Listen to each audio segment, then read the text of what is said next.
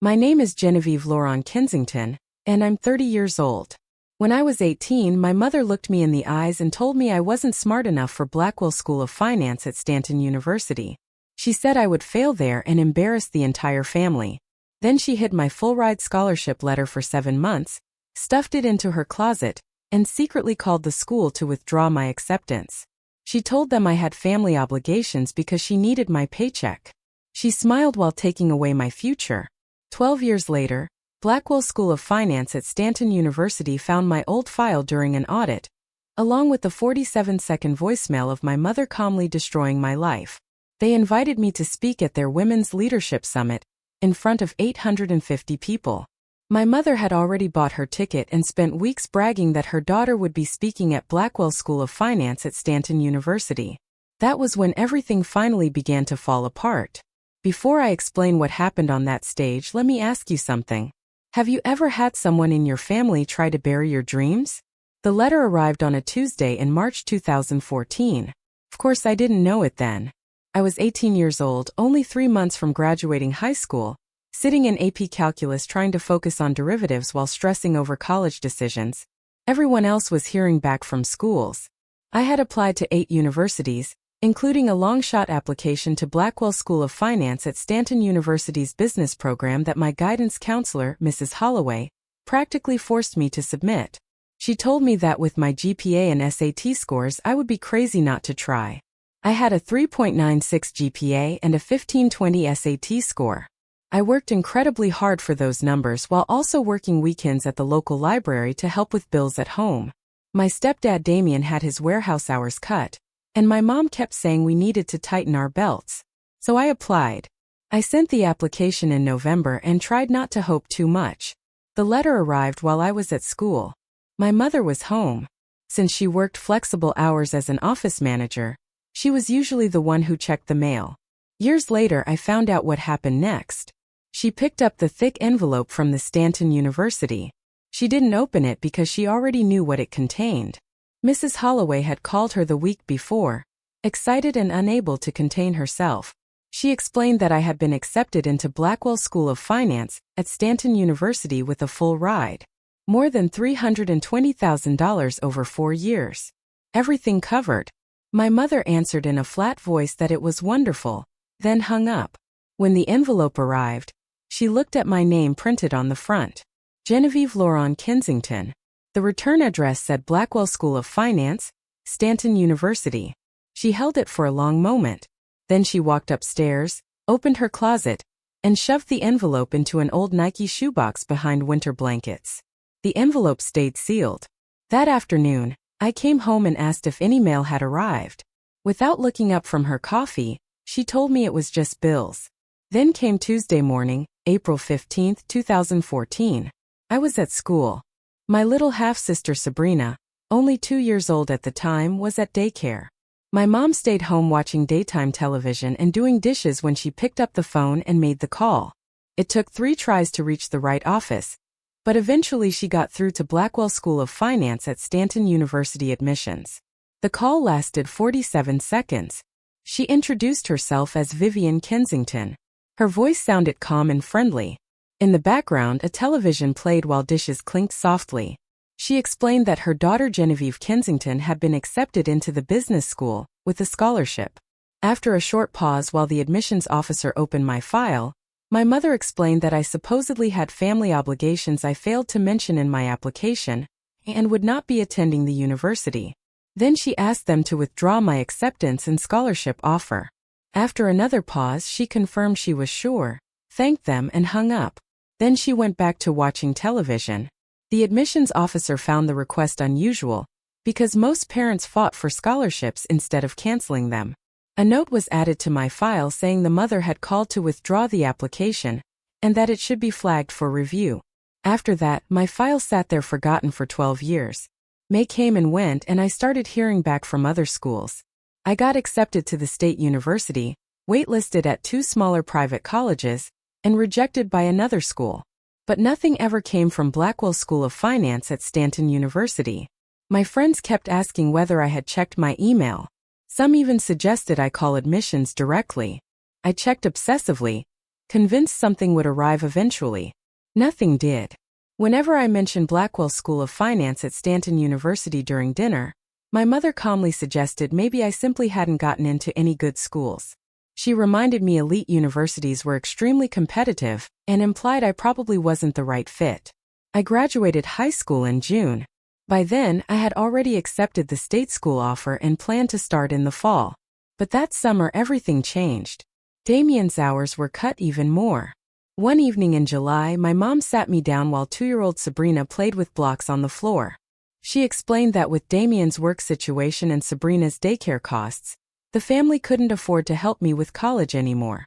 Even though the state university was cheaper, she said the extra expenses would still be too much. Then she suggested I take a gap year, work for a while, help the family financially, and start college later. I was 18 years old and didn't know how to argue with her, so I quietly asked whether it would really only be for 1 year. She assured me it would only last until things became stable again. I deferred my enrollment, got a job at Market Square making $11.50 an hour, and started working 40 hours a week. When I handed my first paycheck to my mother, she looked at me and asked what it was for. I told her it was to help with bills. She looked at the cash, $890 after taxes, and took $540. Then she smiled and told me I was a good daughter, saying not many kids my age were that mature. By September, one job stopped being enough. Sabrina's daycare alone cost $650 a month. Damien's truck payment was due, along with groceries and utilities. I picked up weekend shifts at CarePoint Pharmacy for $10 an hour, 16 hours every weekend. After that, I started an evening stock job at Grandmart for $12 an hour, 3 nights a week until late at night. 68 hours a week total. I was 19 years old. I worked every single day. At the end of each month, my mom asked for her share, 60% of what I made, usually around $1,000, sometimes more when emergencies came up. She would count the cash I handed her while reminding me it was only temporary until the family got back on its feet. Then she would mention Damien's paycheck being short again, or how much Sabrina needed. Sabrina was only 2 years old. She had no idea her daycare was being paid for with money her older sister earned working overnight stock shifts. At the same time, I started taking business classes part-time at community college. Tuition cost $3,200 a semester, and I paid for it myself. I kept believing maybe I could still build towards something better. That Thanksgiving, my extended family praised me constantly. My Aunt Celeste told me I was mature for choosing family over college and said most people my age would never make that choice. I smiled and quietly agreed. My mother barely looked up. Sabrina, now 3 years old, sat in the corner playing with new toys my paychecks had bought. That night, I screenshotted one of my mom's Facebook posts from earlier that week. She wrote about how proud she was of me for working hard and helping the family. She added that not everyone needed a degree to succeed, followed by hashtags about being a proud mom and putting family first. I didn't know exactly why I saved it. I just had a feeling I might need proof someday. October 18, 2014. 7 months after the letter arrived. 5 months after the acceptance deadline had passed. My mom asked me to help clean the house because her sister was coming to visit. She wanted me to tackle her bedroom closet because it was a disaster. I was exhausted. I had worked a double shift at Market Square the day before, and then a full CarePoint Pharmacy weekend. Still, I agreed. I pulled everything out of her closet, winter blankets, old shoes, random boxes. One of the boxes was an old Nike shoebox stuffed with papers, mostly bills and old photos. Then I noticed an envelope. Thick cream-colored paper addressed to Ms. Genevieve Laurent Kensington. Return address: Stanton University. Postmarked March 2014. Still sealed. My hand shook as I opened it. Congratulations. We are pleased to offer you admission to the Blackwell School of Finance. I stopped breathing. The letter explained that I had received their most prestigious merit scholarship, covering tuition, room, board, and fees for 4 years of undergraduate study. Total value: approximately $320,000. Then I saw the deadline. May 1, 2014. It was already October 18th. I stood there in my mother's bedroom holding a 6-month-old acceptance letter to the best business school in the country. A full ride. Everything covered. The future I had dreamed about, the future Mrs. Holloway had been so excited about, had been hidden in a shoebox behind winter blankets for 7 months. I walked downstairs. My legs felt numb. My mother was making coffee in the kitchen. I placed the envelope on the counter and asked if she wanted to explain it. She glanced at it. Her expression didn't change. Oh, that. I reminded her it was a full scholarship to Blackwell School of Finance at Stanton University. The letter had been sitting there since March. The deadline passed in May. Now it was October. She slowly poured coffee into her mug, stirred the cream, and finally looked at me. Then she calmly told me I wasn't smart enough for Blackwell School of Finance at Stanton University. According to her, I would fail there and embarrass everyone. She claimed she had saved me from that. The words hit me like a slap. I reminded her about my 3.96 GPA and my 1520 SAT score.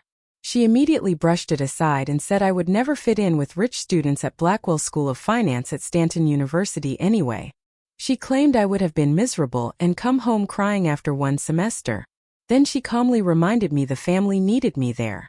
Sabrina's daycare was expensive, Damien's hours had been cut, and family came first. I stared at the coffee mug in her hand. It said "World's Best Mom." I asked how she could hide my acceptance letter. She answered that she made a decision for the family and said it was never my decision to make. Then she reminded me I was 18 years old, living under her roof, and everything I had came from her. After setting the mug down, she told me that if I was done being dramatic, I needed to pick up another shift because Sabrina needed new shoes. I didn't cry. I didn't yell. I folded the letter carefully, put it in my bag, and went to my shift at Market Square. But something inside me broke that day, something permanent.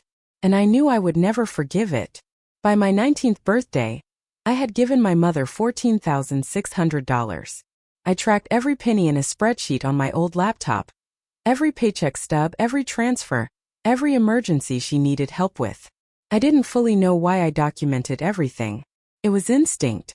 I attended community college part-time, worked my 3 jobs, came home after midnight most nights, and got up early to do it all again. Meanwhile, my mother's version of the story sounded perfect to everyone else. She told people I chose work instead of college because I wanted to help the family. She called me mature and responsible. And people believed her. Why wouldn't they? She was Vivian Kensington Monroe, the devoted mother raising 2 daughters, volunteering at church, and posting inspirational quotes on Facebook. The truth, that she hid my scholarship and took 60% of my income to support the household, wasn't the kind of thing people expected.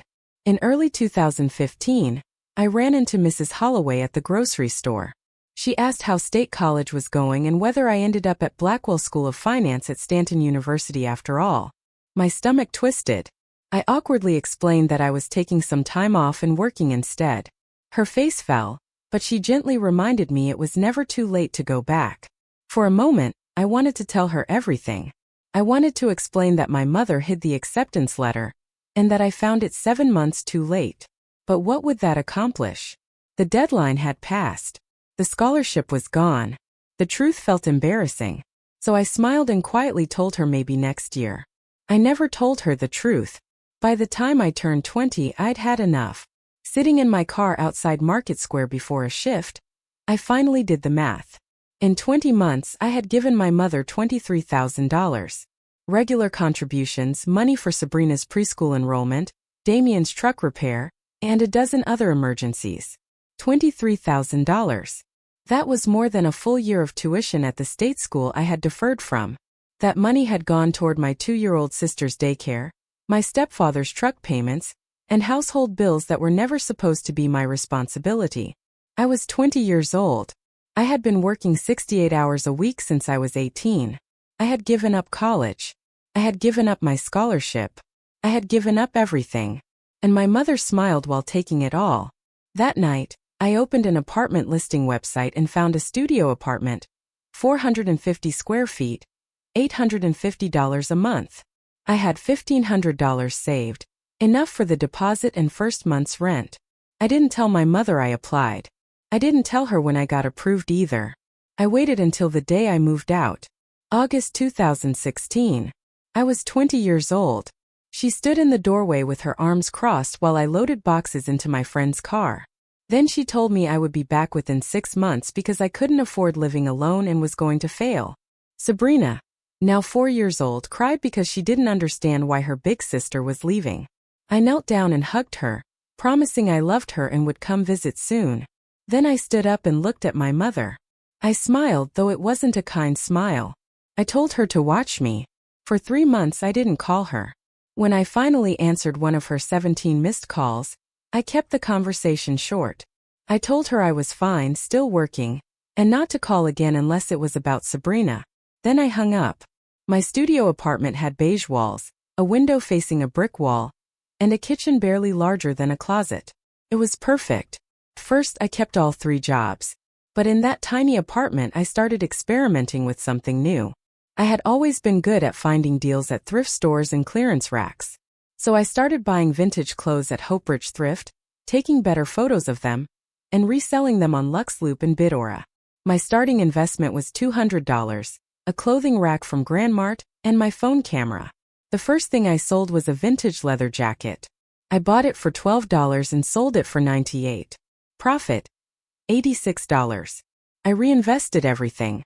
By the end of 2016, the side business had brought in $18,000 in revenue. By the end of 2017, it reached $89,000. In September 2017, I quit Market Square. Then CarePoint Pharmacy. Then Grandmart. I was 21 years old, running my own business from a 450 square foot apartment. My mother had no idea. Whenever she asked about work, I kept my answers vague and simply told her I was still doing retail. I never told her the truth. This business was mine. By 2018, I needed help because I couldn't keep up with orders alone anymore. I hired my first employee, Luciana Navarro. She had worked with me at Market Square and was a single mom trying to survive on $10 an hour. I offered her $18 an hour, flexible scheduling, and no night or weekend shifts. She looked shocked and asked whether I was seriously hiring her just to fold clothes. I corrected her and explained we were building something bigger. She started the following Monday. 6 months later, when her car broke down and she couldn't afford repairs, I gave her a $2,000 advance without asking questions.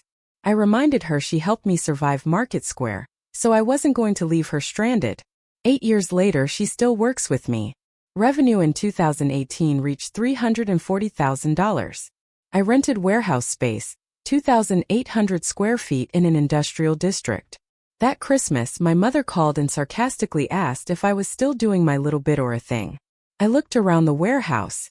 5 employees, organized inventory systems, and a growing customer base.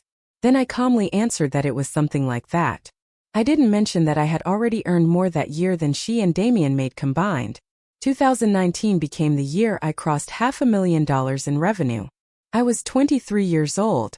My accountant told me I was on track to clear $520,000 that year, and asked whether I realized how unusual that was. It was late Saturday evening, and I was packing boxes in the warehouse. I simply answered yes. What I didn't say was that every dollar felt like proof. Proof I would have survived at Blackwell School of Finance at Stanton University. Proof my mother was wrong. Proof that scholarship would never have been wasted on me. In December, I printed my year-end profit and loss statement. Net revenue $520,338. I highlighted the number and wrote 2 words in the margin. Would have lasted. Then I locked it inside my safe beside the crumpled Blackwell School of Finance at Stanton University acceptance letter. On New Year's Eve, I stood alone in my empty warehouse holding a glass of cheap champagne. I raised it quietly to the girl who supposedly would never have lasted there. Then I drank alone. March 2020. The world shut down. I was 24 years old. My business, now officially called Velura House, slowed down at first while everyone panicked. Then it exploded. People stuck at home started cleaning closets, shopping online, and rethinking how they consume things. Sustainable fashion stopped being just a trend and became a movement. So I pivoted. Instead of focusing only on resale, I launched a larger platform with sustainable brands, educational content about fashion waste, and carbon offset programs. During a Zoom call, I told my team we were no longer just selling clothes anymore. We were selling values. Revenue in 2020 reached $2.1 million. During a pandemic, That Christmas my mother sent me a card. I never opened it. Eventually, I needed outside capital to scale properly. At a sustainable business conference I met Camille Beaumont. She was in her mid-40s, sharp, intimidating, and immediately asked where I had gone to school. That question always hurt. So I quietly answered community college, then explained I built the company afterward. She studied me for a long moment before saying that bootstrapping a business from community college into an 8-figure trajectory within 5 years was more impressive than any MBA. 6 months later, Camille led my series of funding round. $8 million invested. Company valuation: $15.2 million. Camille Beaumont graduated from Blackwell School of Finance at Stanton University in 1998. The irony wasn't lost on me, but I still never mentioned the scholarship. In September 2024, Inc. magazine wanted to feature me as one of their 30 under 30 entrepreneurs changing fashion. The photo shoot took place inside my warehouse. During the interview, the writer asked what inspired me to start the business. I had rehearsed the answer many times. I explained that I wanted to prove people did not need a traditional path to build something meaningful. All they needed was work ethic, vision, and resilience. The real answer, that I wanted to prove my mother wrong, was not something I planned to say out loud. The article came out in September.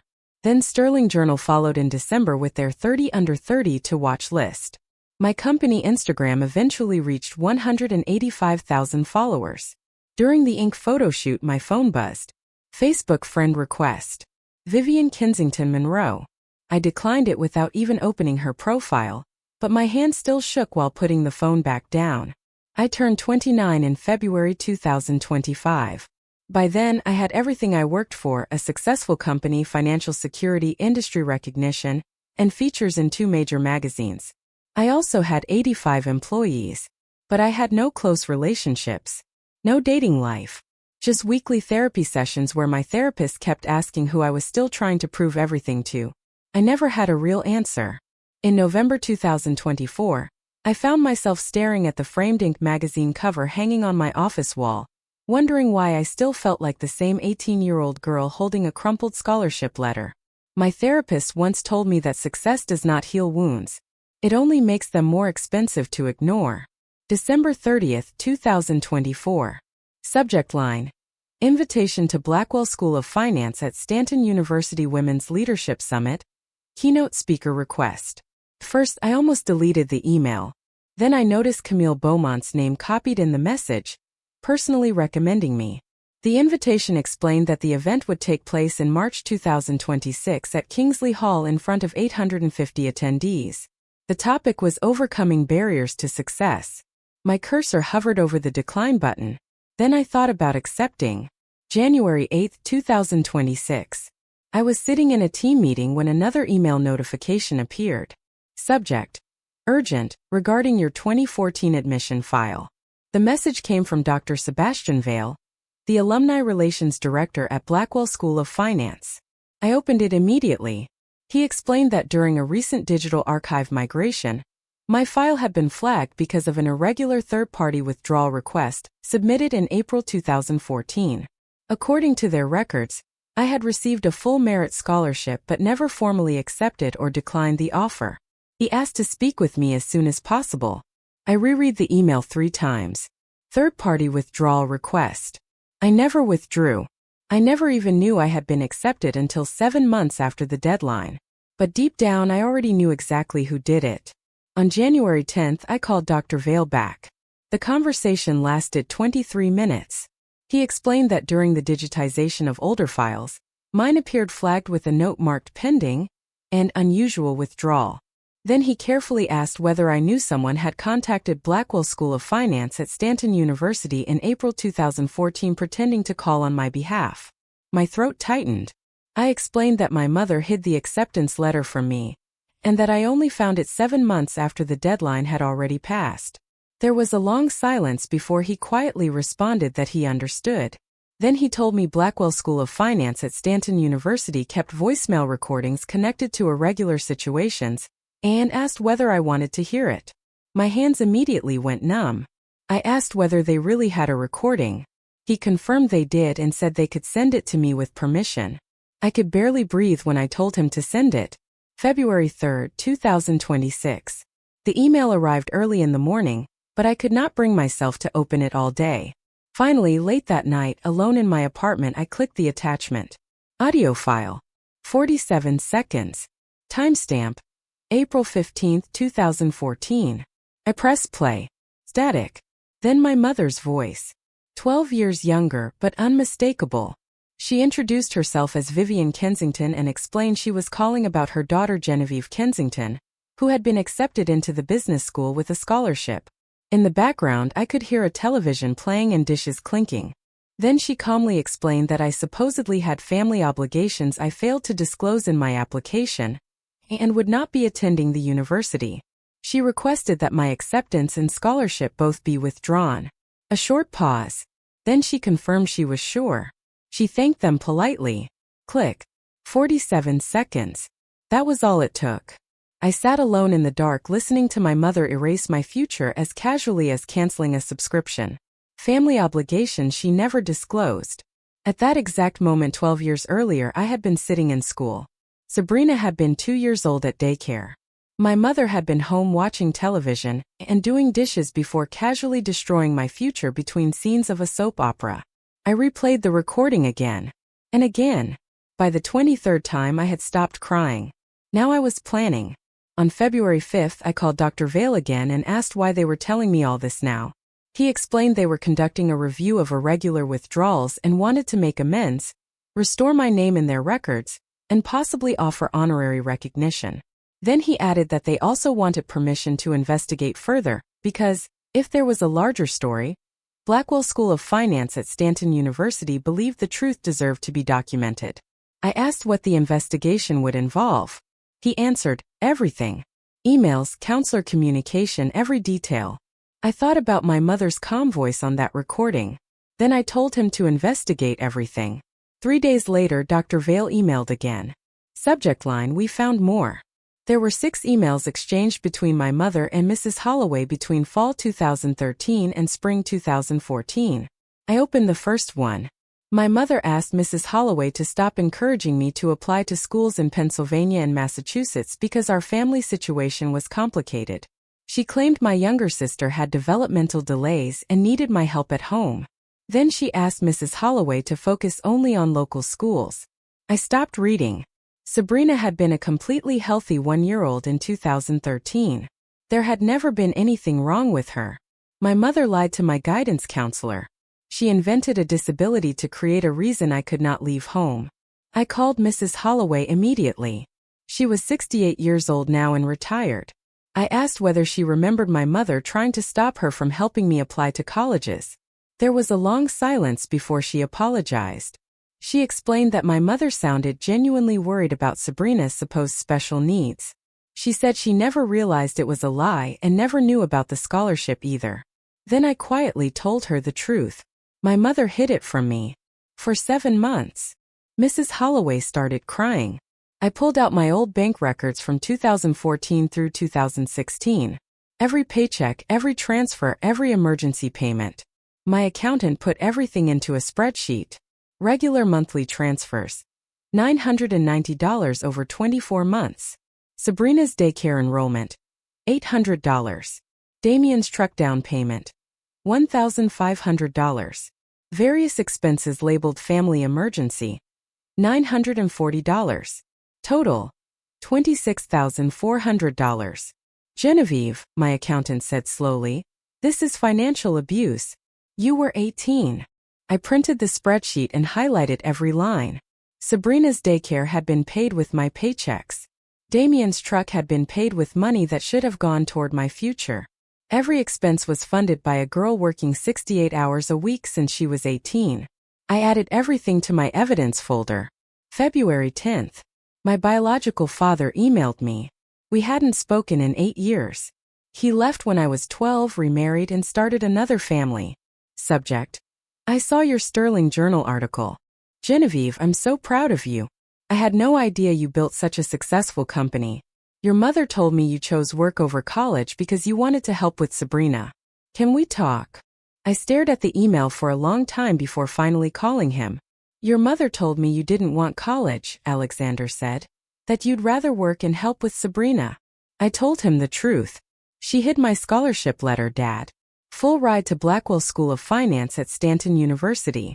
She called the school and withdrew me without my knowledge because she said I had family obligations. Silence. Then he quietly said my name. I asked if he would have stopped her if he had known. Another long silence followed. Finally, he admitted he didn't know. Then he apologized and said he should have fought harder for me during the divorce. It wasn't enough, but it still meant something. Later, he signed a statement confirming what my mother told him back then. I added it to the evidence folder. February 15th. Therapy session. My therapist asked how it felt hearing my mother's voice on the recording. I answered that it sounded like she was ordering pizza. That was what hurt the most. There was no emotion in her voice. No hesitation. No guilt. Just a calm request asking them to withdraw her daughter's scholarship like she was canceling an appointment. Meanwhile, I had been 18 years old, sitting in school and working 3 jobs to support her household while she stayed home watching television. Then my therapist asked how that made me feel now. I answered honestly, like I never mattered. Like I was never a daughter to her, only a paycheck. Before the session ended, my therapist told me to write a letter to my younger self, the girl who found the scholarship letter. That night I wrote, "Dear 18-year-old Genevieve, it's going to take 12 years, but the truth will eventually come out. And when it does, you'll finally have the one thing she never expected you to keep: receipts. Love, 30-year-old Genevieve." I sealed the letter in an envelope and kept it. February 20th. For the first time in 6 months I texted my mother. "We need to talk. In person." "About what?" "About 2014. That's ancient history, Genevieve." Sunday evening. Velvet Oak Cafe on Main Street. "Don't be late." "Fine." I spent Saturday night preparing. I laid everything across my kitchen table: the voicemail transcript, the emails, and the bank records. I already knew I wasn't going to yell or cry. I was going to state facts and leave. February 22nd. She arrived 10 minutes late. I was already sitting there with untouched coffee when she walked in. She looked older. Tired. First she tried making small talk. "I saw you're doing well with your little business." I cut straight through it. "I know what you did. Blackwell School of Finance at Stanton University contacted me. They found the voicemail." Her face immediately went still. "What are you talking about?" April 15th, 2014. "You called admissions. You told them I had family obligations. You asked them to withdraw my acceptance. They recorded it." She went pale. "That's not. You're remembering it wrong. I have the recording. Do you want to hear it?" I pulled out my phone and pressed play. Her voice filled the space between us. "This is Vivian Kensington." Immediately she told me to turn it off. I let all 47 seconds play. When it ended, she leaned back in her chair. For a moment, her face crumbled before hardening again. "You're taking it out of context. I was protecting you. You weren't smart enough for Blackwell School of Finance at Stanton University. You would have failed and embarrassed us. I had a 3.96 GPA. I had a 1520 SAT score. Those rich kids, you never would have fit in. It was a full ride. Full scholarship. No cost. And you needed my paycheck instead." I slid the bank statements across the table. $26,400 between 2014 and 2016. Sabrina's daycare. Damien's truck. She snorted. "You always throw money in my face. You're so ungrateful." Then I calmly told her I would be speaking at Blackwell School of Finance at Stanton University in 3 weeks, as a keynote speaker for the Women's Leadership Summit. She slowly sat back down. "You can't. I already accepted. You'll humiliate me. The church will know. The neighbors will know. Sabrina will know. Sabrina deserves to know the truth. She deserves to know her daycare, the one I paid for when she was 2 years old, cost me my education. If you do this, everyone will know." "Good." She immediately started calling me ungrateful again, and insisted she only did what she thought was best because I wasn't smart enough. That was when I stopped her. "You told me I wasn't smart enough for Blackwell School of Finance at Stanton University. You hid my full-ride scholarship. You lied to the university. You smiled while stealing my future. You did what was best for you. That's the difference. Where are you going? Away from you. Permanently this time. Don't contact me again. I walked out and left my coffee untouched. Behind me, through the window, I could already see her sitting there alone with her phone in her hand, trying to control the narrative before it spread. I got into my car and drove away. I didn't look back. March 14, 2026. Kingsley Hall, Philadelphia. 850 people. Students, alumni, faculty, and press. I arrived early. Navy blazer, professional armor. My name tag read, keynote speaker, Genevieve Laurent Kensington, founder and CEO Velour House. Backstage, Dr. Vale briefed me quietly. You have full control over your speech. If you decide to share the recording, we support that decision. But it's completely your choice. I want to share it. Camille Beaumont found me in the green room. Genevieve, are you okay? You look pale. My mother's out there. Row 12. She came to support you? I laughed bitterly. She came because she's been telling everyone. My daughter is speaking at Blackwell School of Finance at Stanton University. She has no idea what I'm about to say. Camille looked at me carefully before asking whether I was really sure I wanted to do it. I answered honestly. I've never been more sure of anything. 2-minute warning. I took a deep breath. Out in the audience, my mother was taking selfies. Smiling. Probably posting on Facebook about her successful daughter. She had no idea what was coming. I walked onto the stage. Applause. Bright lights. Thank you for having me. My name is Genevieve Kensington. I'm the founder and CEO of Velour House, a $15 million sustainable fashion company with 85 employees. I paused. But I'm not here to talk about my company. I'm here to talk about what happens when someone steals your starting line. The room shifted immediately. People leaned forward. When I was 18 years old, I was accepted to Blackwell School of Finance with a full-ride scholarship. $320,000. Tuition, room, board, books, everything covered. I looked directly toward row 12. My mother's smile froze. I never got the chance to accept it because my mother hid the acceptance letter in her closet for 7 months. I found it in October, 3 weeks after the deadline had already passed. The room went completely silent. When I asked her why, she looked me in the eyes and told me, "You're not smart enough for Blackwell School of Finance at Stanton University. You'll fail and embarrass all of us." Murmurs spread across the audience. I was 18 years old. I worked for every grade I earned. I had a 3.96 GPA and a 1520 SAT score. My guidance counselor believed in me enough to push me to apply. I paused again. But my mother hid the letter because she needed my paycheck. I let the words settle over the room. I worked 68 hours a week across 3 jobs. Market Square, CarePoint Pharmacy, Grandmart. I gave my mother 60% of everything I earned, around $1,000 every month. That money paid for my little sister's daycare, my stepfather's truck payments, and their household bills. My voice stayed steady. For 12 years, my mother told everyone I chose work over college. She told people I wasn't college material and that I wanted to help the family.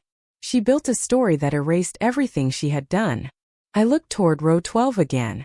But 6 weeks ago, I learned something even worse. Another pause. My mother didn't just hide the letter. She called this university herself and withdrew my acceptance. The room became perfectly still. This university kept a recording of that phone call. And with their permission, because I believe the truth matters, I'm going to play it now. The screen behind me turned black. Then the audio played through the speakers. 47 seconds. My mother's voice filled the hall. Calm. Casual. Television playing softly in the background. This is Vivian Kensington. Family obligations she didn't disclose. Please withdraw her acceptance and scholarship. Yes, I'm sure. Thank you. Silence. The entire room stayed frozen for a second. Then someone in the back started clapping. Another person joined. Within moments, the entire audience was standing. But row 12, seat 8 was empty. My mother had already left. I found Sabrina outside the hall afterward. She was 14 years old now, a freshman in high school. Tears streamed down her face. Friends had already sent her clips from the live stream. "Is it true?" she asked. Did Mom really do that? Yes. The daycare? You paid for my daycare when I was little? That was supposed to be your college money. That was supposed to be my scholarship, Ash. But you were 2 years old. You didn't know. None of this is your fault. She started crying harder. She told me you chose not to go to college. She said you weren't smart enough. I knelt down in front of her. I had a 3.96 GPA. I had a 1520 SAT score. I got into Blackwell School of Finance at Stanton University with a full ride. Your mother lied. Sabrina covered her face with both hands. I'm sorry. I didn't know. You have nothing to apologize for. That night, Sabrina posted a picture of us standing outside the venue. Caption: I'm so sorry I didn't know. My sister is the strongest person I know, and I'm proud to be related to her. Mom lied to all of us. #truth. By morning, the post had 52,000 likes. March 16th. My mother deleted her Facebook account. March 17th. My lawyer called. Your mother's attorney reached out. She wants to meet. She's offering an apology. I stayed silent for a long moment before answering. Tell them no. I don't want an apology. I want my boundaries respected. March 18th. I visited my biological father. Sabrina was staying with him temporarily because she needed space from my mother. Alexander and I sat awkwardly in his living room. 8 years without contact between us. I should have questioned it, he admitted quietly. You were always such a good student. When your mother said you didn't want college, I should have known something was wrong. I looked at him. Why didn't you? He lowered his eyes. Because it was easier to believe her than admit I failed you by leaving. You did fail me, I answered. But she failed me worse. At least you're here now. It wasn't forgiveness, but it was a beginning. Sabrina appeared in the doorway. Can I visit you this summer? Maybe stay for a week. I smiled for the first time all day. I'd like that. As I was leaving, Sabrina ran outside and hugged me tightly. I love you. And I'm sorry I got the childhood you paid for. I held her close. You deserved that childhood. Just remember who actually gave it to you. March 25th. Blackwell School of Finance at Stanton University announced the Phoenix Scholars Initiative in partnership with Valura House. I committed $500,000 toward it. 10 scholarships during the first year. For students from financially abusive or controlling homes who lost educational opportunities. Applications opened. Within 48 hours there were 380 applications. I read every single one. My father hid my acceptance letters. I found them in the trash. My parents forced me to leave school and work in their business. They never paid me. I gave up my scholarship to raise my younger siblings. My mother told everyone I chose to stay home. I didn't. I told the selection committee to fund all 3. Then I told them to find 7 more. These are my people. The first recipient, Jasmine Brooks, sent me a thank you letter. You didn't just give me money. You gave me permission to want more than what they said I deserved. You proved stolen starting lines don't decide finish lines. I framed it. Then I hung it beside my Inc. magazine cover. March 28th. Therapy session. My therapist asked how I felt now that the truth was finally out. Lighter, I answered. But also sad. Then I explained why.